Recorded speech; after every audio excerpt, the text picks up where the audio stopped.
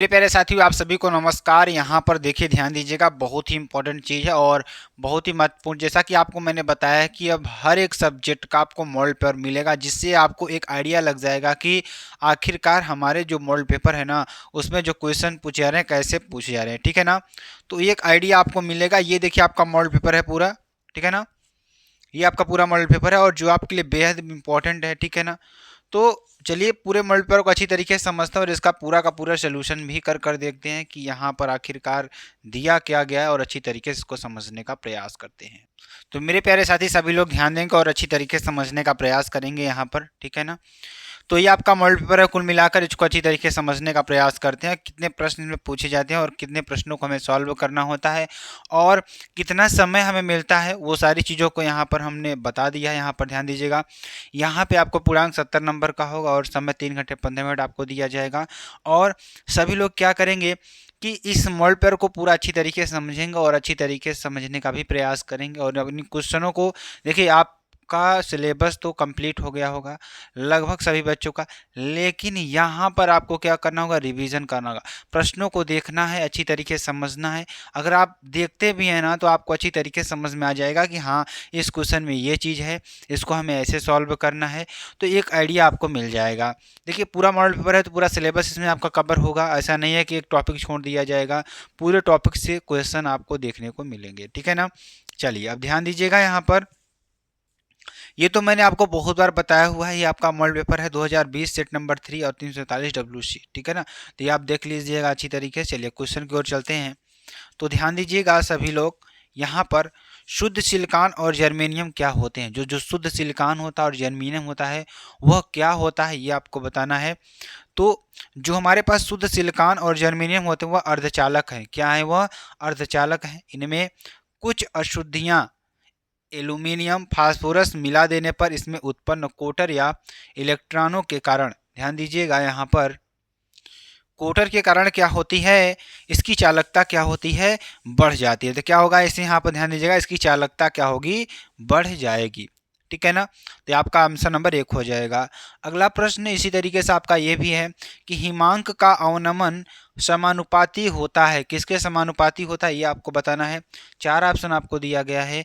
विलयन का मोल अंश के, या विलयन की मोलरता के, या विलयन की मोलरता के, या विलायक की मोलरता के। तो यहाँ पर अगर आंसर की बात करें, सभी लोग ध्यान दीजिएगा मेरे प्यारे भाई लोग, तो यहाँ पर आंसर क्या हो जाएगा आपका, ध्यान दीजिएगा। इसका आंसर आपका क्या हो जाएगा कि हिमांक में अवनमन व मोलरता के बीच निम्न संबंध होता है, डेल्टा TF बराबर KF.m। ठीक है ना। आपका हो जाएगा, अर्थात हिमांक में अवनमन विलयन की मोलरता के समानुपाती होता है। ठीक है ना। चलिए, आगे देखते हैं। यहाँ पर निम्नलिखित अभिक्रियाशील अभिक्रिया के लिए ध्यान दीजिएगा। यहाँ पर जो इसका मान आएगा वो कितना आएगा, 1.10 वोल्ट आएगा। वो कैसे आएगा, मैं आपको बताने का प्रयास करूंगा। ध्यान दीजिएगा, यहाँ पर दे रखा है Zn plus Cu2 plus aqua. यहाँ पर इसका क्रिया करेंगे Zn2 plus aqua plus Cu आपका हो जाएगा। तो यहाँ पर ध्यान दीजिएगा, यहाँ पर ई नॉट सेल बराबर क्या हो जाएगा, ई नॉट सेल बराबर E naught cathode minus E naught anode, या -0.76 माइनस +34। ठीक है ना। ये आपका हो जाएगा। तो ये आपको अच्छी तरीके से समझ में आएगा कि नहीं समझ में आएगा, तो यहाँ पे आपका हो जाएगा आंसर -1.10 वोल्ट। ठीक है ना। अगला देखिए, शून्य कोट की अभिक्रिया के वेग नियतांक की इकाई है। तो शून्य कोट की अभिक्रिया के जो वेग नियतांक की इकाई है वह क्या होती है, यहाँ पर हो जाएगा, ध्यान दीजिएगा मेरे प्यारे भाई लोग, यहाँ पर मिनट की पावर -1, एल मोल की पावर मिनट की पावर -1, या यहाँ पर क्या हो जाएगा, अच्छी तरीके से यहाँ पर इसका आंसर क्या हो जाएगा, यह बीमाहीन राशि होती है। जो वेग नियतांक होता है ना, यह क्या होती है, एक बीमाहीन राशि होती है। यह आप सीधे तौर पर याद कर सकते हैं। ठीक है ना। चलिए, आगे मैं आपको बताता हूँ, ध्यान दीजिएगा। तो ये आपके लिए बेहद ही इंपॉर्टेंट है। ठीक है ना। चलिए, अगला क्वेश्चन आपके साथ क्या है, ये भी क्वेश्चन बहुत ही इंपॉर्टेंट है। PCl3 जल में अभिक्रिया करके क्या बनाता है। जो PL3 है, PLC3 है, PL3 जल में अभिक्रिया करके क्या बनाता है। तो मेरे प्यारे साथी ध्यान दीजिएगा, PlCl3 जो होता है जल से अभिक्रिया करके क्या बनाता है, H3PO3 बनाता है। ठीक है ना। तो यहाँ पे ध्यान दीजिए कैसे बनाएगा। तो PCl3 प्लस 3H2O क्रिया करे क्या बनाएगा, H3PO3 प्लस 3HCl आपका हो जाएगा। ठीक है ना। अगला प्रश्न ध्यान दीजिएगा, निम्नलिखित में से कौन सी अभिक्रिया एंजाइम पेप्सिन द्वारा जल अपघटित होती है। निम्नलिखित में से कौन सी अभिक्रिया एंजाइम पेप्सिन द्वारा जल अपघटित होती है, यह आपको बताना है। तो चार ऑप्शन आपको दिया है, प्रोटीन से अमीनो अम्ल, वसा फैक्ट से वसा अम्ल, फैटी एसिड, या ग्लूकोज से एथिल अल्कोहल, या पॉलीसेकेराइड से मोनोसेकेराइड। तो यहाँ पर अगर आंसर की बात करें, ध्यान दीजिएगा सभी लोग, मेरे प्यारे भाई लोग, यहाँ पर क्या हो जाएगा, तो अगर यहाँ पर आंसर देखें तो प्रोटीन से जो अमीनो अम्ल की अभिक्रिया होती है वो एंजाइम पेप्सिन द्वारा जल अपघटित होती है। किसके द्वारा, एंजाइम और पेप्सिन द्वारा क्या होती है, जल अपघटित होती है। ठीक है ना। चलिए अगला देखेंगे, प्रश्न नंबर 2 के क की बात करेंगे। तो अब देखिए, सीसीपी जालक की संकुचन क्षमता की गणना कीजिए। और जो देखिए ये क्वेश्चन आपका काट दिया गया है, ये आपके सिलेबस में नहीं है। आप ठोस वाले चैप्टर के जितने भी प्रश्न देखेंगे ना, वो आपके काट दिया गया है, उसको आपको नहीं पढ़ना है। ठीक है ना, उसको आपको बिल्कुल पढ़ना ही नहीं, क्योंकि ठोस का अवस्था जो आपका चैप्टर है ना, वो कट चुका है। ठीक है ना, तो इस क्वेश्चन को आप छोड़ सकते हैं। अगला क्वेश्चन देखिए, 25.6 ग्राम सल्फर को 1000 ग्राम नेप्थोलीन में घोला गया है, जिसका जो हमारा जो मेल्टिंग पॉइंट है वो दे रखा है 80.1 डिग्री सेल्सियस, और हिमांक में जो अवनमन है पॉइंट 680 डिग्री सेल्सियस प्रेक्षित किया गया। सल्फर की अणुभार की गणना आपको करना है।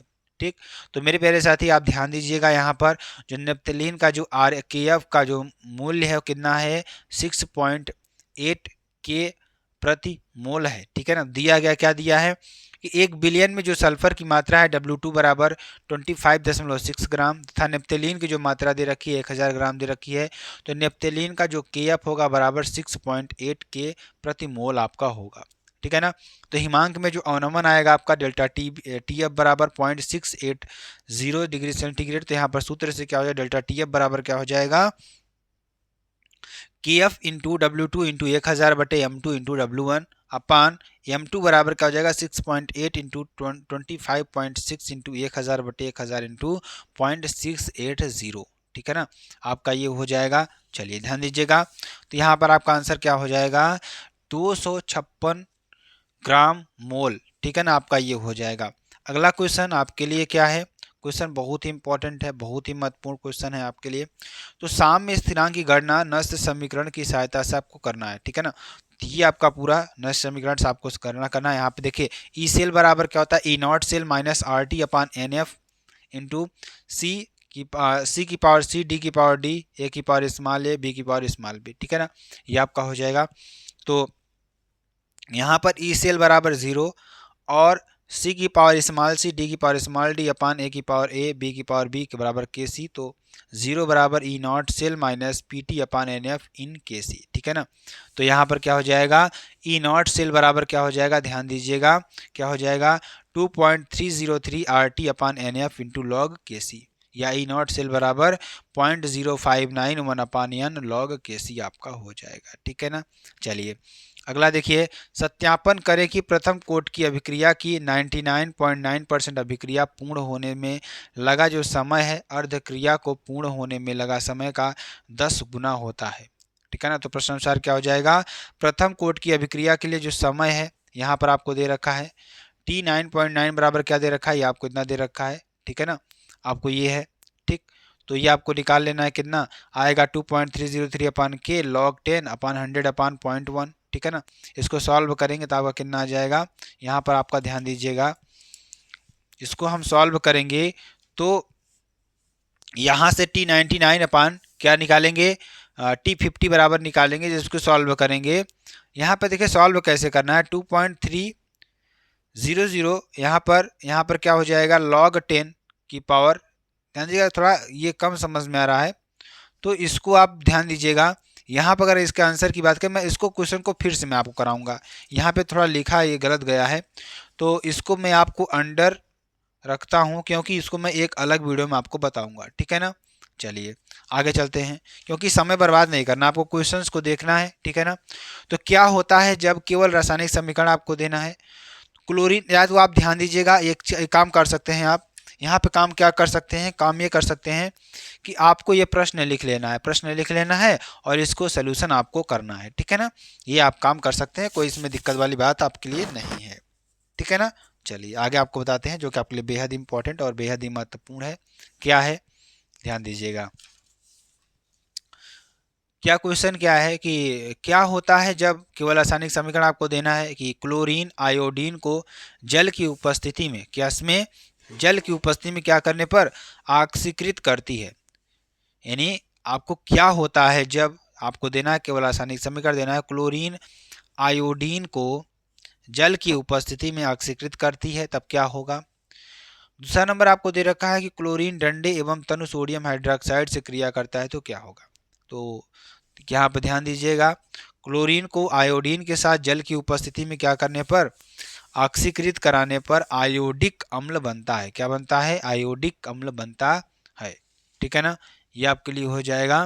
तो ध्यान दीजिएगा, I2S प्लस 6H2O, ध्यान दीजिएगा यहाँ पर लिक्विड में होगा, प्लस 5Cl2 गैस होगा, तो यहाँ पर 2HiO3 सॉलिड प्लस 10HCl आपका ये आयोडिक अम्ल है, ठीक है ना। चलिए ये आपका बन जाएगा। उसके बाद ध्यान दीजिएगा एक और आपका बनेगा, क्या बनेगा, क्लोरीन को ठंडे एवं तनु सोडियम हाइड्रोक्साइड के साथ। अगला क्वेश्चन ध्यान दीजिएगा, एक क्वेश्चन आपके लिए भी वेरी वेरी इंपॉर्टेंट है। क्वेश्चन क्या कर रहा है, 0.1 मोल लीटर की पावर -1 KCl विलयन से भरे हुए एक चालकता सेल का प्रतिरोध 100 ओम है। यदि उसी सेल का प्रतिरोध 0.02 मोल की पावर माइनस लीटर की पावर -1 KCl विलयन भरने पर 520 ओम हो, तो 0.02 मोल लीटर की पावर -1 KCl विलयन की चालकता एवं मोलर चालकता परिकलित कीजिए। 0.1 मोल लीटर की पावर -1 KCl विलयन की चालकता 1.29 सीमेंस प्रति मीटर है, ठीक है ना। तो ये आपका पूरा सोल्यूशन है, देख लीजिएगा थोड़ा, क्योंकि आप लोग जानते हैं कि पूरा सोल्यूशन इसमें करा पाना मुमकिन नहीं, आपको हम करवाएंगे, ये आप देख लीजिए। अभी मैं आपको जब छोटी छोटी वीडियो लाऊंगा ना, वहाँ पे जो टॉपिक वाइज है न्यूमेरिकल्स अलग करवाएंगे, आपके लिए अति लघुत्तरी लघुत्तरी सभी प्रश्नों को कराएंगे, ठीक है ना। तो अभी फिलहाल के लिए आप ये देख लीजिए, इसका सोल्यूशन करते रहिए अच्छी तरीके से, मैं आपको पूरी की पूरी आपको यहाँ पर सॉल्व करवाऊँगा, ठीक है ना। चलिए आगे देखिए, अगला क्वेश्चन ध्यान दीजिएगा, क्योंकि मेरा मोटिव ये है कि यहाँ पर पूरे मॉडल पेपर के क्वेश्चंस को एक बार दिखाना है, ठीक है ना। ये आपके लिए वेरी वेरी मोस्ट इंपॉर्टेंट चीज़ है कि आप सारे क्वेश्चंस को एक बार देख रहे हैं, ठीक। उचित उदाहरणों की अभिक्रिया की कोटि एवं आणविकता को समझाइए, ठीक, ये आपको समझाना है। अगला, अभिक्रिया की कोटि, किसी अभिक्रिया की दर समीकरण में व्यक्त अभिकारकों के सांद्रता पदों की घातों का योग उस अभिक्रिया की कोटि कहलाती है।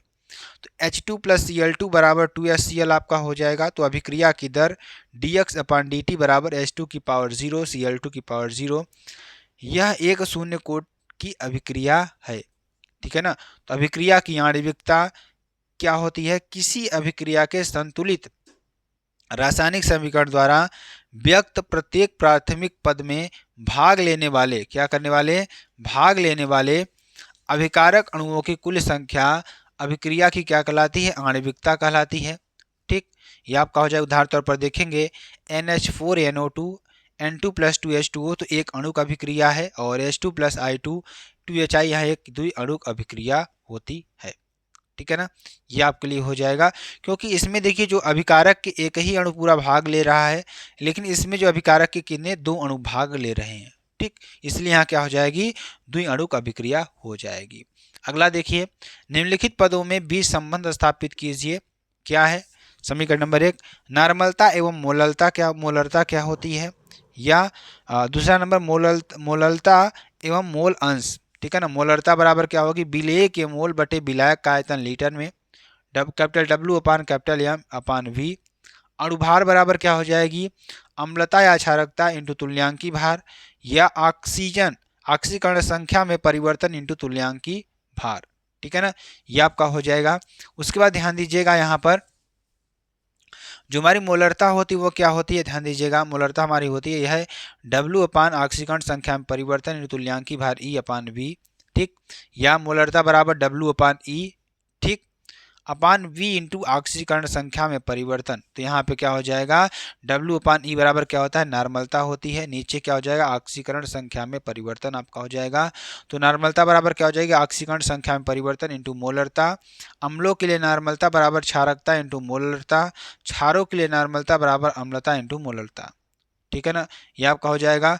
तो मोल अंश बराबर ध्यान दीजिएगा, मोल अंश बराबर क्या हो जाएगा, मोल अंश बराबर विलेय के मोल बटे बिलियन की कुल मोल। तो N upon N plus N यानी कि W upon M one upon W one upon M one plus W two upon M to.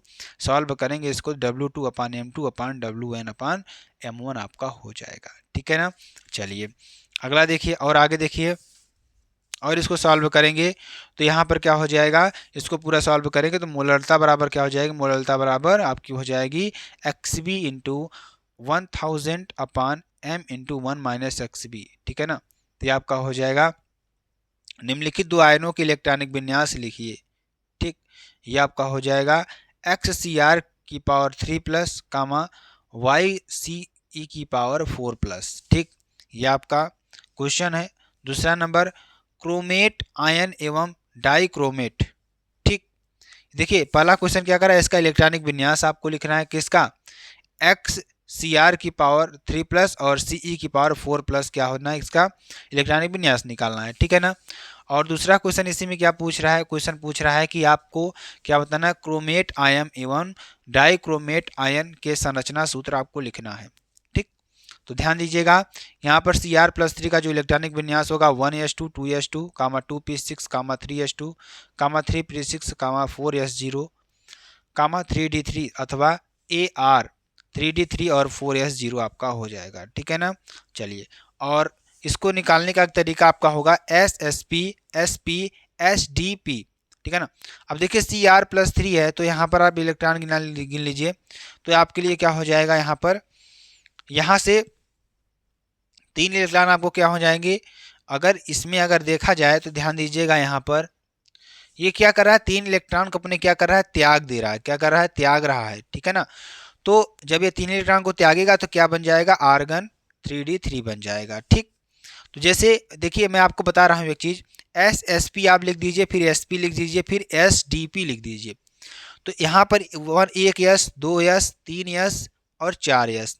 अब यस के बाद क्या आता है, यस पी आता है, पी आता है तो किसके चालू करेंगे, पी को 2 से चालू करेंगे तो 2 3 और यहाँ पर नहीं है। अब डी आएगा, एस पी डी, डी आएगा तो किससे चालू करेंगे, 3 से।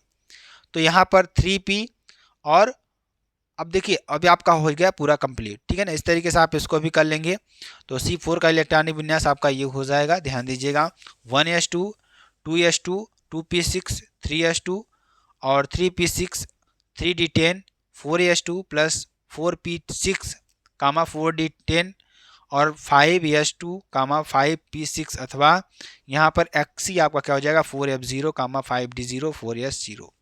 ठीक, और हमारे पास क्रोमेट आयन CrO4 की पावर 2 माइनस आयन की जो संरचना है वो आपका यहाँ पर दिख जाएगा। ठीक है ना, ये आपके लिए हो जाएगा। चलिए ध्यान दीजिएगा अगले क्वेश्चन की बात करते हैं और इसकी संरचना आपकी क्या हो जाएगी, यहाँ पर आपको दिखाई दे रही है। ठीक है ना, अगला क्वेश्चन क्या है आपके पास, ध्यान दीजिएगा एथिलीन ग्लाइकाल और टेरेफ्थैलिक अम्ल से डेक्रान किस प्रकार प्राप्त किया जाता है, ये आपको समझाना है। ठीक है ना, अगला देखिए ध्यान दीजिएगा बैकेलाइट के संश्लेषण का रासायनिक समीकरण आपको लिखना है। पॉली एल्कीनोनाइट्राइल संश्लेषण का रासायनिक समीकरण आपको लिखना है। ठीक, तो ध्यान दीजिएगा टेरिलीन का डेक्रॉन, टेरिलीन या डेक्रॉन की बात करेंगे, यहाँ एथिलीन ग्लाइकाल तथा टेरेप्थेलिक अम्ल का बहुलक है। एथिलीन ग्लाइकाल और टेरेप्थेलिक अम्ल के मिश्रण को जिंक एसीटेट तथा एंटीमनी ट्राई ऑक्साइड यानी Sb2O3 उत्प्रेरक की उपस्थिति में कितने पर 420 से 460 केल्विन ताप पर गर्म करने से डेक्रान प्राप्त होता है। क्या प्राप्त होता है, डेक्रान प्राप्त होता है। तो यहाँ पर क्या हो जाएगा, ध्यान दीजिएगा यहाँ पर क्या हो जाएगा आपका NHOCH2CH2OH और plus NHOC double bond O।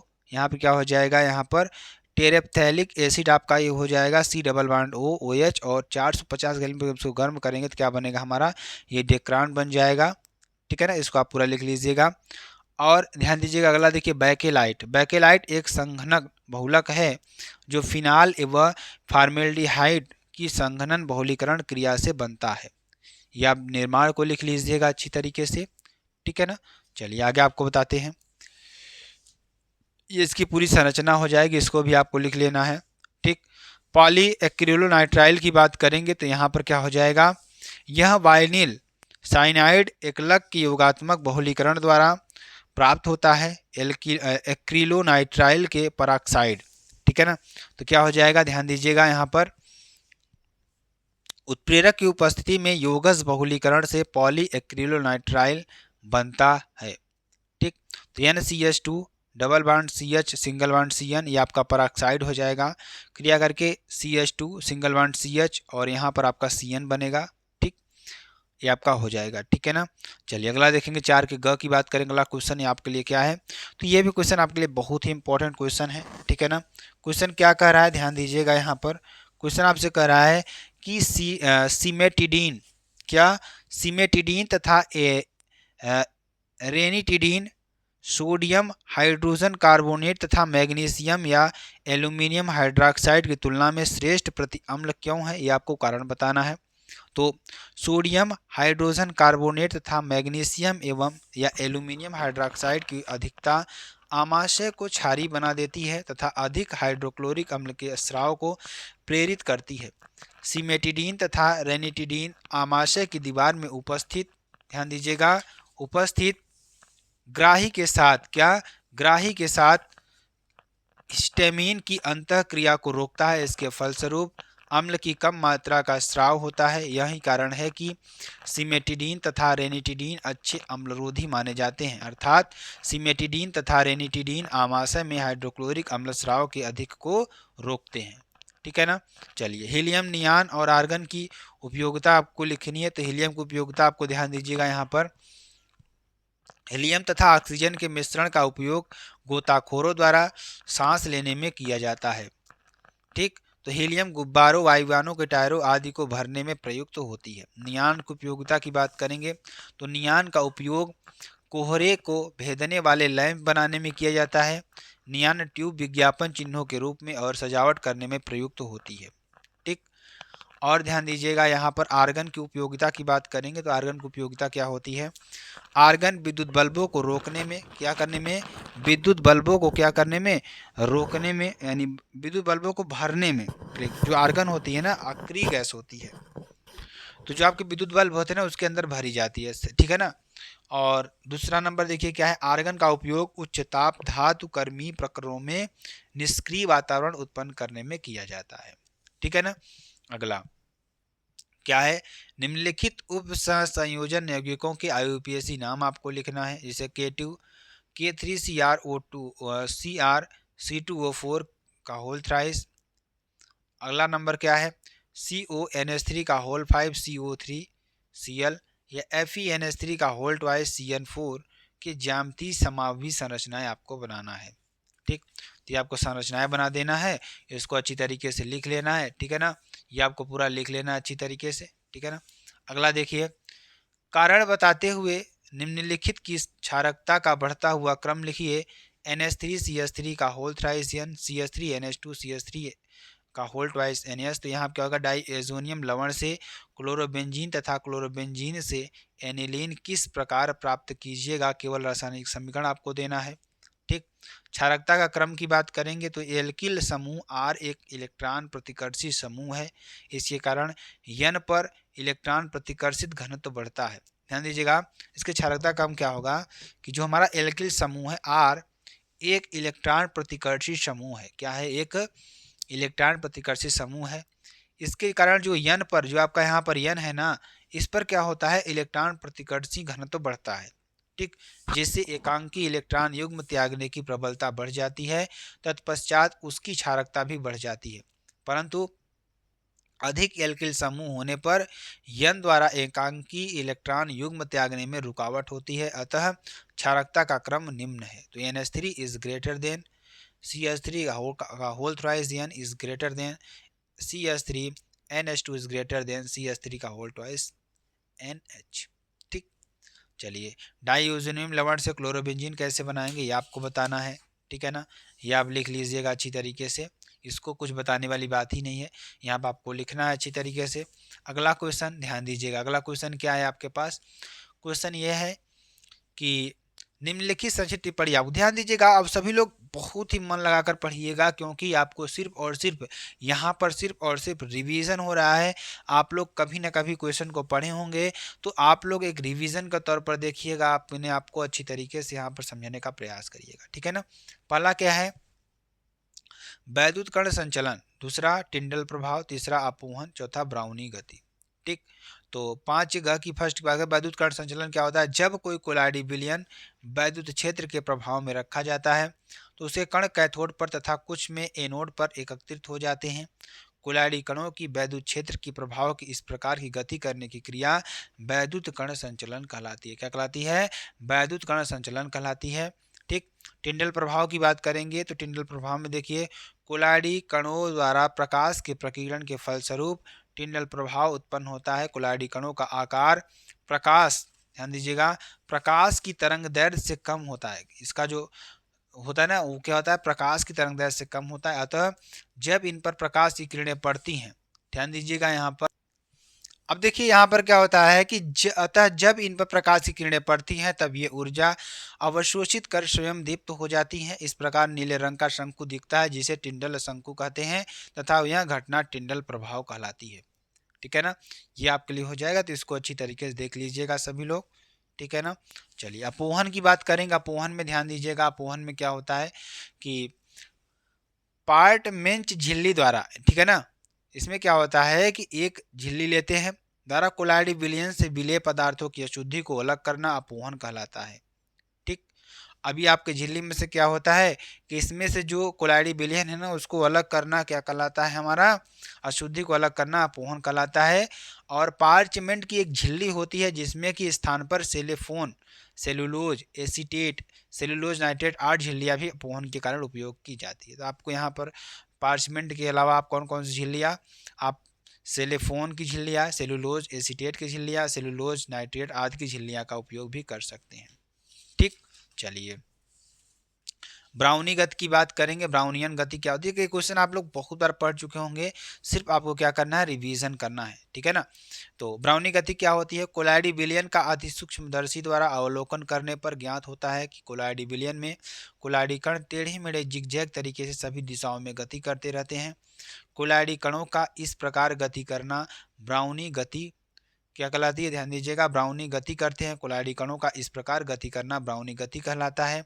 Beer के अनुसार यह गति कोलाइडी कणों के परिक्षेपण माध्यम से टकराने के कारण होती है, ठीक। और यह गति कणों का आकार बढ़ने पर घटती है, ठीक है ना। ये आपका हो जाएगा।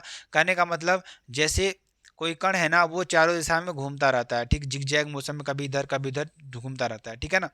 और जब इनका आकार बड़ा कर देंगे तो अब जाहिर सी बात है ये कम स्थान में घूमेंगे, ठीक है ना।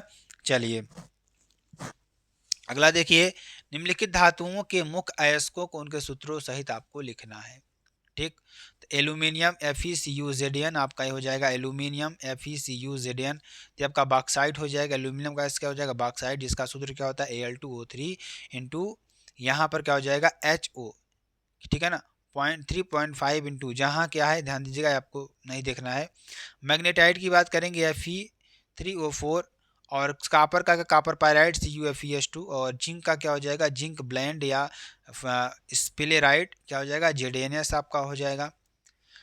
निम्नलिखित यौगिकों से फिनाल कैसे प्राप्त करेंगे, आप डाईएजोनियम से फिनाल कैसे प्राप्त करेंगे, सल्फोनिक अम्ल से कैसे प्राप्त करेंगे, क्यूनीमिन से कैसे प्राप्त करेंगे, ठीक। तो प्राथमिक, द्वितीयक तथा तृतीयक एल्कोहलों में अंतर उनकी संरचना के आधार पर आपको करना है, ठीक। पहला क्वेश्चन आपको यहाँ पर देखना है, इस तरीके से सॉल्व कर लेना है, ठीक है ना। और पहला देखिए, डाईओजोनियम लवण से फिनाल आपको ये लिख लेना है, सल्फोनिक अम्ल से फिनाल आपको ये लिख लेना है, ठीक है ना। और क्यूमीन से फिनाल की बात करेंगे तो क्यूमीन से फिनाल आपका ये बन जाएगा, ठीक है ना। और ध्यान दीजिएगा, प्राथमिक एल्कोहल यानी किसी कार्बनिक यौगिक से जब एक OH समूह 1 डिग्री कार्बन के जुड़ा होता है तो प्राप्त एल्कोहल प्राथमिक एल्कोहल कहलाता है। जैसे RCH2OH, जहाँ R क्या है, एल्किल समूह है, और HCH2OH कामा CH3CH2OH मेथिल अल्कोहल और का एथिल अल्कोहल है, ठीक है ना, ये आपके लिए हो जाएगा। चलिए द्वितीय अल्कोहल की बात करेंगे तो यहाँ क्या होता है, यहाँ पर क्या होता है, ध्यान दीजिएगा सभी लोग। यहाँ पर क्या होता है कि किसी कार्बनिक यौगिक में जब OH क्रियात्मक समूह 2 डिग्री कार्बन से जुड़ता है तो प्राप्त एल्कोहल द्वितीयक एल्कोहल कहलाता है। इसका सामान्य सूत्र R1CHOH होता है। जैसे H2C2 CHOH CH3 secondary butyl alcohol आपका ये बन जाएगा। तृतीयक एल्कोहल की बात करेंगे तो किसी कार्बनिक यौगिक में जब OH समूह 3 डिग्री कार्बन से जुड़ता है तो प्राप्त एल्कोहल तृतीयक एल्कोहल कहता है। इसका सामान्य सूत्र R1R2R2CHOH आपका होता है। जैसे एग्जाम्पल तौर पर हम देखें, यहाँ पर क्या हो जाएगा, CH3H3C का सिंगल बॉन्ड CH3OH और CH3 आपका हो जाएगा टर्शियरी ब्यूटिल क्या हो जाएगा, यहाँ पर एल्कोहल होता है, ठीक है ना। आप निम्नलिखित पर टिप्पणी आपको लिखना है, बहुत बार बता चुके हैं हम। यहाँ पर क्वेश्चन आपको लिखना है इटार्ड अभिक्रिया, रोजेमुंड अभिक्रिया, गाटरमैन कोच अभिक्रिया, एल्डोल संघनन और कैनिजारो अभिक्रिया। ये क्वेश्चन बहुत बार पूछा गया है, इसको आप रट लीजिएगा। बहुत बार मैंने मॉडल पेपर में बताया भी है, आप स्क्रीनशॉट कर लीजिएगा, इसको आप रट लीजिएगा, ठीक है ना। स्क्रीनशॉट कर लीजिए और इसको रटने का प्रयास करिएगा, लिखने का प्रयास करिएगा, ठीक है ना। इसको भी आप कर लीजिएगा अच्छी तरीके से, ठीक है ना। चलिए आगे आपको बताते हैं, ध्यान दीजिएगा। ये सारे क्वेश्चन आपको सिर्फ और सिर्फ लिखने वाले हैं। ध्यान दीजिएगा क्या होता है जब एथिल ब्रोमाइड को, किसको, एथिल ब्रोमाइड को एल्कोहलिक OH के साथ गर्म किया जाए तब क्या होगा। शुष्क ईथरी सोडियम मेथिल क्लोराइड से अभिक्रिया करता है तब क्या बनेगा। कॉपर सल्फेट विलयन में फास्फीन गैस प्रवाहित करते हैं तो क्या मिलेगा। सफेद फास्फोरस का सांद्र सोडियम हाइड्रोक्साइड विलयन के साथ गर्म किया था तो क्या मिलेगा। सांद्र सल्फ्यूरिक अम्ल के साथ तांबे के गर्म किया था तब क्या मिलेगा। तो ये आपका हो जाएगा, ठीक। इसको भी आप कर लीजिएगा और इसको भी आपको साथ ही साथ कर लेना है। अगला क्वेश्चन, डी ग्लूकोज की निम्नलिखित यौगिकों के साथ अभिक्रिया से बने उत्पादों की संरचना एवं नाम लिखना है आपको। जैसे हाइड्रॉक्सिल एमीन आपको कैसे बनाएंगे, ठीक है ना, और डाईओजोनियम लवण कैसे बनाएंगे, नाइट्रिक अम्ल कैसे बनाएंगे, ब्रोमीन जल कैसे बनाएंगे और एसिटिक एनहाइड्राइड कैसे बनाएंगे, ठीक है ना। ये आपको पूरा लिखना है, ठीक है ना, ये आपको कर लेना और इसको भी आपको पूरा क्या कर लेना है, लिख लेना है, ठीक। और इसको भी आपको कर लेना है, ठीक, और इसको भी आपको पूरा कर लेना। तो ये आपका पूरा का पूरा मॉडल पेपर था मेरे प्यारे भाई लोग। तो आप सभी लोग अच्छी तरीके से तैयारी करते रहिए। फिर मिलते हैं नेक्स्ट वीडियो में नए टॉपिक के साथ। तब तक के लिए मेरे प्यारे भाई लोग, जय हिंद, जय भारत।